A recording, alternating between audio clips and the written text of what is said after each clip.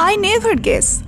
It is a shocking habit destructive to the logical faculty. এই কনফিডেন্সটা বোধ হয় একমাত্র পৃথিবীর বেস্ট ডিটেকটিভের কাছ থেকেই প্রত্যাশিত। হ্যাঁ, আজ তাকে নিয়েই বলবো যাকে ওয়ার্ল্ডস বেস্ট ডিটেকটিভ বিবেচনা করা হয়। আমরা আজকে কথা বলবো শার্লক হোমসকে নিয়ে।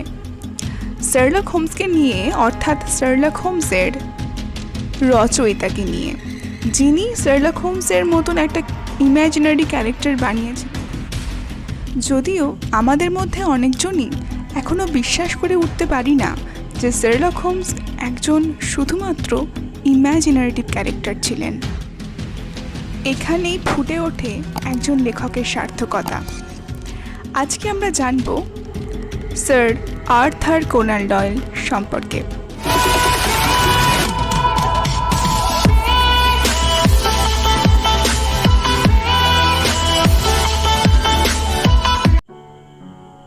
তার পুরো নাম স্যার আর্থার ইগন্যাশিয়াস কোনান ডয়েল। আমরা অনেকেই হয়তো স্যার আর্থার কোনান ডয়েল এই নামটা প্রত্যেকে হয়তো শুনে এসেছি, কিন্তু ইগন্যাশিয়াস কথাটা অনেকেই আমরা জানি না। ইগন্যাশিয়াস কথাটা, এই শব্দটা অ্যাকচুয়ালি তিনি যখন ব্যাপটাইজড হয়েছিলেন তখন তাকে চার্চ থেকে দেওয়া হয়েছিল, যদিও পরবর্তীকালে এই মিডল নেমটা তার উৎসই থেকে যায়। এখন আমরা জেনে নিই স্যার আর্থার কোনান ডয়েল তার সম্পর্কে, তার ব্যক্তিগত জীবন সম্পর্কে কিছু। তিনি জন্মেছিলেন আজকের এই দিনটাতেই, অর্থাৎ 22 মে 1859 এডিনবার্গ, ইউকেতে, এবং ভেরি আনফর্চুনেটলি তিনি মারা গিয়েছিলেন 7 জুলাই 1930 ক্রোভরা, ইউকেতে। তার বাবা ছিলেন চার্লস আল্টামন্ড ডয়েল এবং তার মা মারি। তিনি নিজে তার পেশাগত জীবনে একজন ফিজিশিয়ান ছিলেন এবং তার সঙ্গে অবশ্যই তিনি একজন লেখক ছিলেন, এবং তিনি তার এই মেডিকেল লাইফটা তিনি পড়াশুনো করেছিলেন ইউনিভার্সিটি অফ এডিনবার্গ মেডিকেল স্কুলে। তার বিবাহিত জীবন সম্পর্কে জানা যায় যে তিনি প্রথমে বিয়ে করেছিলেন লুইসা বলে একজন মহিলাকে। তিনি টিউবারকিউলোসিসে মারা যাওয়ার পরবর্তীকালে তার পরের বছর তিনি বিয়ে করেন যা এলিজাবেথ লেকি এই মহিলাকে। অবশ্য এটা জানা যায় যে এলিজাবেথ লেকিকে তিনি অনেকদিন আগে যখন দেখেছিলেন তখনই তার প্রেমে পড়ে গিয়েছিলেন, কিন্তু যেহেতু তিনি তখন বিবাহিত ছিলেন তাই তিনি তার প্রথম স্ত্রীর প্রতি লয়ালিটি দেখিয়েই এলিজাবেথ লেকিকে সেই সময় গ্রহণ করেননি। পরবর্তীকালে তার স্ত্রী বিদায় নেওয়ার পর তিনি এলিজাবেথ লেকিকে বিয়ের প্রস্তাব দেন এবং বিয়ে করেন। প্রথম স্ত্রী অর্থাৎ লুইসার ক্ষেত্রে তাদের দুজন ছেলে মেয়ে হয়েছিল, এবং এলিজাবেথ লেকির ক্ষেত্রে তার আরও 3 জন ছেলে মেয়ে দেখা যায়। যদিও পরবর্তীকালে তার এই 5 ছেলে মেয়ের মধ্যে কোনো একজনও দীর্ঘ জীবন লাভ করেনি, তারা খুব তাড়াতাড়ি মারা যায়। আর এখানেই আমরা আর্থার কোনান ডয়েল সম্পর্কে তার ব্যক্তিগত জীবন জানলাম। এখন চলে আসা যাক স্যার আর্থার কোনান ডয়েলের জীবনের সবথেকে বড় অ্যাচিভমেন্টের দিকে, অর্থাৎ শার্লক হোমসের গল্পতে। আমরা এখন যে ছবিটি দেখছি সেখানে আমরা দেখতে পাচ্ছি যে ইম্যাজিনারি ক্যারেক্টার অর্থাৎ শার্লক হোমস এবং তার পার্টনার ওয়াটসনের একটা ফটোগ্রাফ। কোনান ডয়েল 1887-এ শার্লক হোমসের ক্যারেক্টার তৈরি করেছিলেন, যেটি পরবর্তীকালে পাবলিশড হয়েছিল 14 অক্টোবর 1892-তে।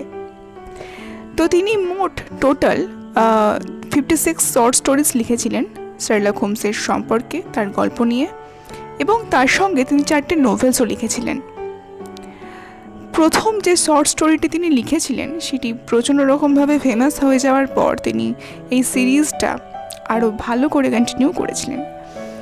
তো সেই প্রথম শর্ট স্টোরিটা হলো এ স্টোরি ইন স্কারলেট।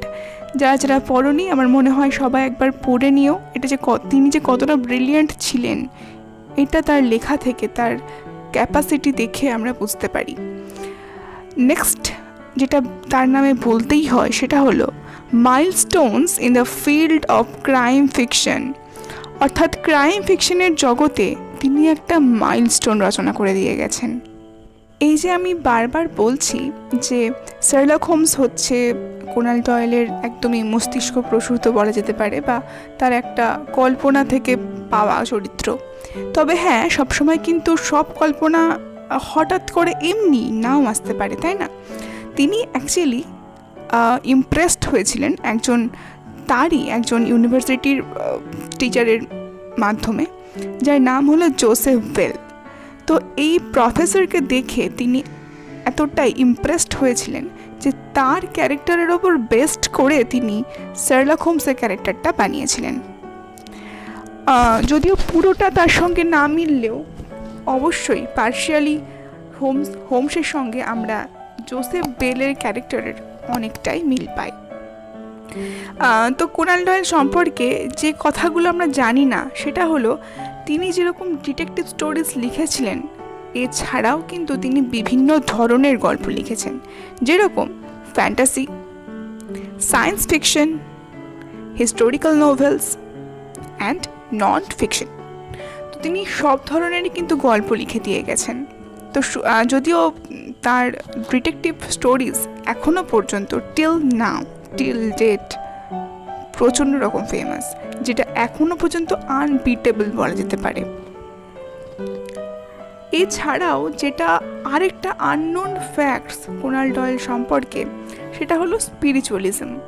তিনি প্রচণ্ডভাবে স্পিরিচুয়ালিটিতে বিশ্বাস করতেন। মেনলি 1918 থেকে 1926 পর্যন্ত তিনি এইসব সম্পর্কেই গবেষণা করে গেছেন এবং নিজেকে ডিক্লেয়ার করেছিলেন অ্যাজ এ স্পিরিচুয়ালিস্ট। এই হলো স্যার আর্থার কোনান ডয়েলের এপিটাফ। এপিটাফ বলতে বোঝায় তার যে সমাধি, তার নিচের দিকটাতে তার সম্পর্কে, অর্থাৎ যিনি মারা গেছেন তার সম্পর্কে কিছু কথা লেখা দেওয়া থাকে, এটাকে বলা হয় এপিটাফ। তো এই এপিটাফের মধ্যে কি লেখা ছিল আমরা একটু দেখে নেব। এখানে লেখা ছিল, steel true, blade straight, Arthur Conan Doyle, knight, patriot, physician and man of letters, 22nd May 1859 to 7th July 1930, and his beloved, his wife Ja Conan Doyle, reunited 27th June 1940. Reunited কারণ এটা জানা যায় যে তিনি যখন মারা যান তখন প্রথমবার তাকে কবরস্থ করা হয়েছিল 11th July 1930-তে ইন উইন্ডলেশাম রোজ গার্ডেনে। পরবর্তীকালে যখন তার স্ত্রীও মারা যান তখন স্ত্রীর সাথেই তাকেও কবরস্থ করা হয় মাই স্ট্রিটে চার্চইয়ার্ডে। সেই কারণেই বলা হচ্ছে রিইউনাইটেড। এবং তারিখটা হবে তাদের রিইউনাইটেড হওয়ার, সেটা হলো 27 জুন, অর্থাৎ এই দিনে তার স্ত্রী মারা গিয়েছিলেন 1940-তে। খুব ইন্টারেস্টিংলি তিনি তার শেষ কথা, যেটা জানা যায় যে মারা যাওয়ার আগে তার শেষ কথা ছিল তার স্ত্রীকে, অর্থাৎ তার সেকেন্ড ওয়াইফকে তিনি বলেছিলেন, ইউ আর ওয়ান্ডারফুল। তো এই কথাতে আমরা বোধহয় বুঝতে পারছি যে তিনি তার লাস্ট দিন পর্যন্ত কতটা চার্মিং ছিলেন। এবং হোমস মানেই কিছু কোটস, কিছু স্মার্টনেস, যেটা অবভিয়াসলি কখনোই অ্যাভয়েড করা যায় না, কখনোই ইগনোর করা যায় না। তাই কিছু কোটস আমি জানিয়ে দিয়ে যাই। My name is Sherlock Holmes. It is my business to know what other people do not know. Second one, I'm a brain, Watson. The rest of me is a mere appendix. To a great mind, nothing is little. তো এই ছিল আজকে আমাদের topic.